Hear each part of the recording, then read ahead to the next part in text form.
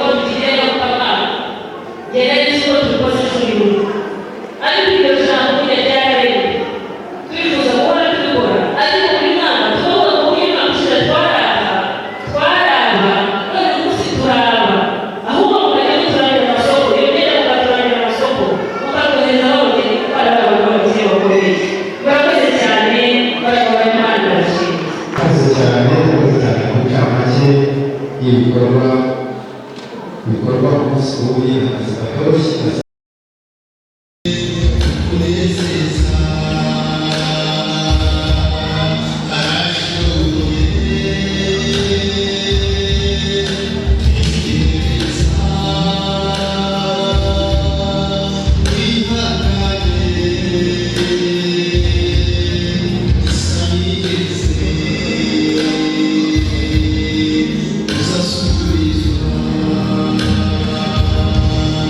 See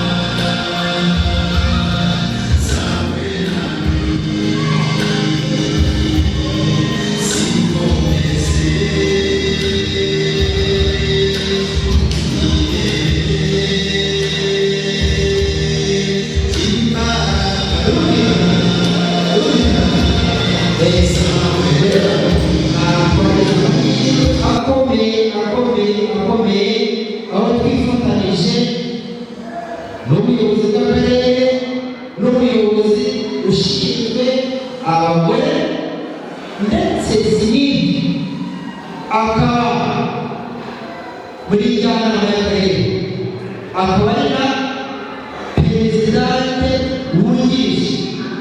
Ubwo se bamuhaye amashyi.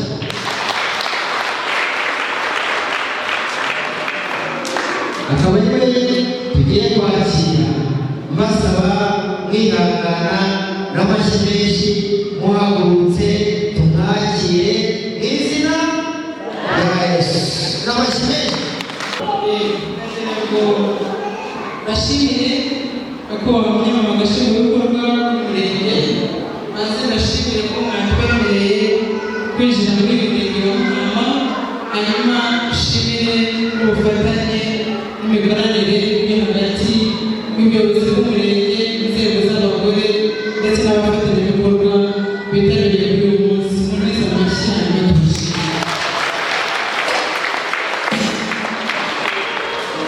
Ndagira ngo mbere y'uko dushimira ibikorwa byiza biri hano, munyemerere tubanze dushimire ubuyobozi bwiza bw'igihugu cyacu burangaje imbere na nyakubahwa perezida wa repubulika, kuko yashyizeho imiyoborere idaheza.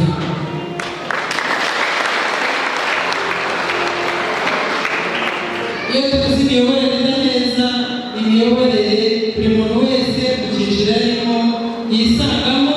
Niyo mpamvu uyu munsi turi hano dushaka kugira ngo n'ubuzima bw'abana bacu, ubuzima bw'imiryango yacu ifite abana bafite ubumuga, nayo yibwe mu miyoborere myiza igihugu cyacu gifite uyu munsi. Nibyo kwishimira amahirwe aterwa n'ibihugu byinshi, ariko turashima ko turi mu gihugu cyiza nk'u Rwanda kiyobowe gutyo. Kumwe icyiciro bihagarariye abafite ubumuga, bagenzi bacu b'abana, turi kumwe kandi natwe mu byiciro byinshi bitandukanye, ndetse turi kumwe n'abafite abandi bana bafite ubumuga. Nagira ngo mbibutse ko ubufatanye mu kurengera aba bana, mu kurengera abantu bafite ubumuga n'inshingano za buri wese. Twebwe rero nk'ubuyobozi bw'akarere, ubuyobozi bw'inama njyanama mu mikoranire myiza, dukomeje ubuvugizi. Turacyafite imbogamizi z'uko abana bafite ubumuga bagihezwa mu gihabwa akato, cyane cyane mu mashuri. Icya kabiri, n'amashuri dufite mu karere kacu ka Kirehe agafite ubushobozi bwo kwakira abana bafite ubumuga mu cyiciro cyabo. Nari nicaye no kwibaza ngo ese uyu mwana uri hano ufite ubumuga bwo kutumva, ubu hari icyo twakora ari turi hano? Yagombye kuba afite ubundi buryo tumugezeho amakuru y'ibyo turi kuvuga twumva. Twagombye kuba dufite umuntu uzanarenga y'abafite ubumuga bw'abatumva, kugira ngo bize kumufasha gusangira natwe amakuru. Bene amagambo niba ari hano atubabarire kuko twakoresha mu kiganiro. Izo zose ni imbogamizi tugifite, zikeneye gukorerwa ubuvugizi, zikeneye gushakirwa ibisubizo, kugira ngo ya mashuri agenewe abafite ubumuga mu cyiciro cya buri wese aboneke, akeneye kujyana mu bigo by'ibanze by'abafite ubumuga bahabwa ubufasha bubibagezaho. Ibyo byose ni imbogamizi tugifite, bikomeje gukora ubuvugizi bw'ibyiciro bizira. Ubuyobozi buzadufasha, haboneka abaterankunga, haboneka abafatanyabikorwa, twese dufatanye gusigasira ubuzima bw'abana bacu n'ubwo bafite ubumuga. Ni abantu nk'abandi nk'uko mu mvugo babivuze, kandi baracyafite imbaraga, baracyafite amahirwe yo kubaho.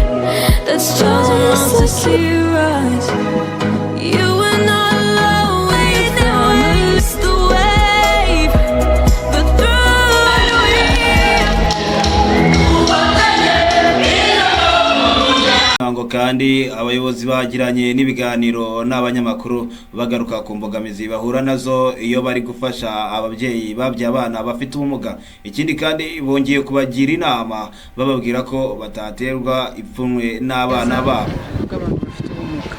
Kugira ngo niwo murongo mwiza leta yatanze n'umurongo mwiza turimo kugenderamo yo kugira imiyoborere myiza idaheza.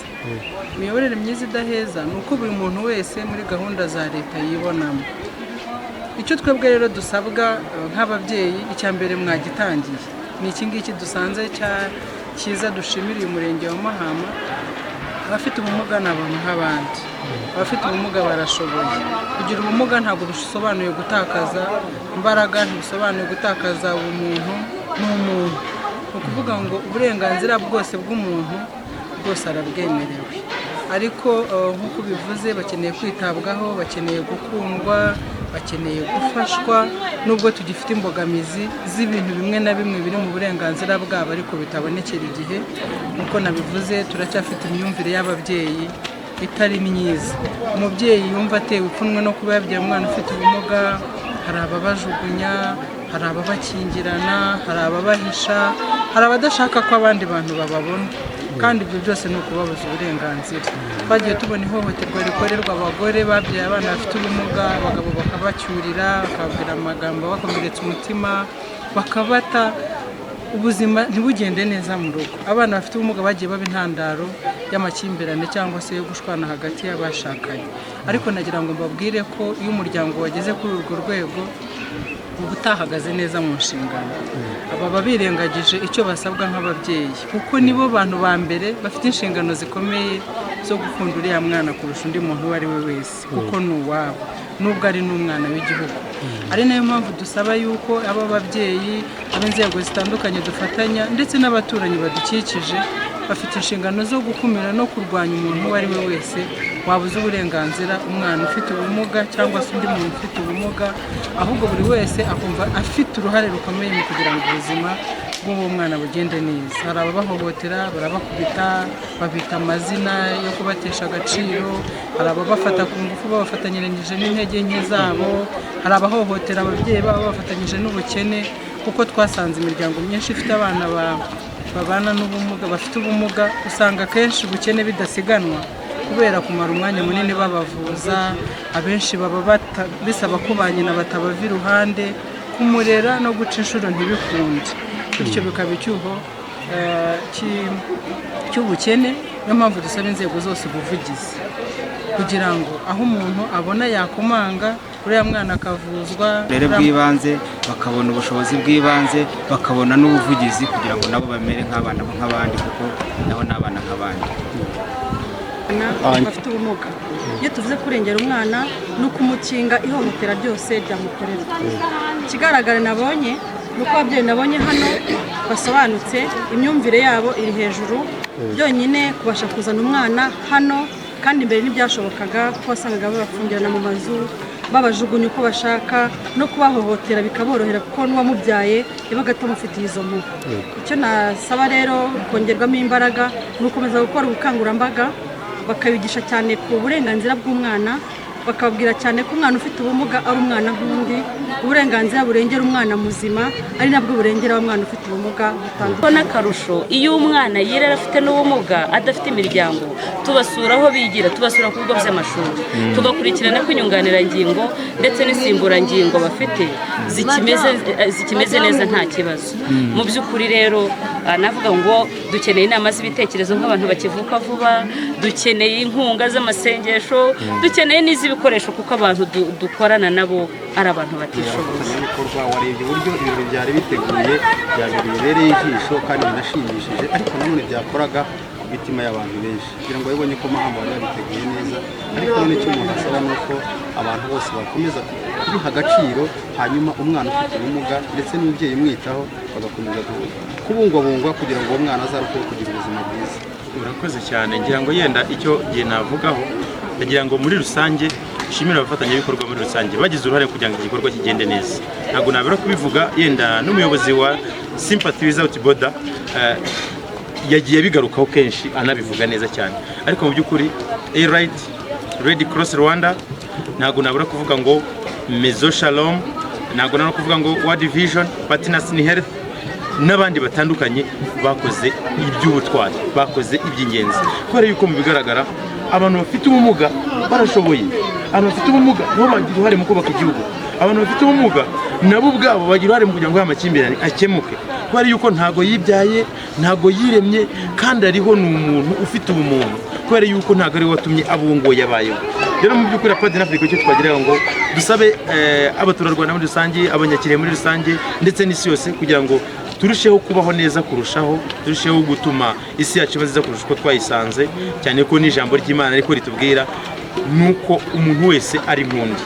Wa muntu ufite ubumuga niwe tukamubona nk'umuntu, ndetse tukanamuha ibyo agombwa, tukanamuha ibyo akeneye, aho biri ngombwa ahubwo tukamuha n'ibirenze, kubera yuko we ntago ameze nk'aho ufite ingingo zose zuzuye, ntago ameze nk'awe muzima uwe wese wuzuye, afite uburwayi atishimiye ko abana nabwo, ariko yarabyakiriye kuko nta kindi yabikoraho. Rero nicyo ngicyo nashaka kubasaba, buri umwe wese yumve yuko uruhare rwe rurakeneye kugira ngo ufite ubumuga areke guhohoterwa, ufite ubumuga areke gutukwa, areke kuguma iyo ngiyo mu bikari, areke kuvutswa amahirwe ye, areke kwitwa icyo ntazi n'ibindi bitandukanye, ahubwo kugira ngo nawe ahaguruke, agire uruhare mu kwiyubaka, agire uruhare mu kubaka igihugu, agire uruhare mu kubaka umuryango utekanye kandi ushoboye. Murakoze cyane, shimiye cyane umutima w'urugo mu murenge wa Mahama mu karere ka Kirehe, n'indashyikirwa n'intwari rwose, barakoze. Ciao ciao. Urakoze cyane, yongera ngo reka natwe tubashimire, ariko ngeze tujya kugaruka ko umwana ufite ubumuga nawe n'umuntu nk'abandi arashoboye, abanyarwanda bose. Ntabwo nakibagirwa kandi kubabwira ngo bakore subscribe, share na comment ku cyo twakora kugira ngo dukomeze kurengera abafite ubumuga. Murakoze.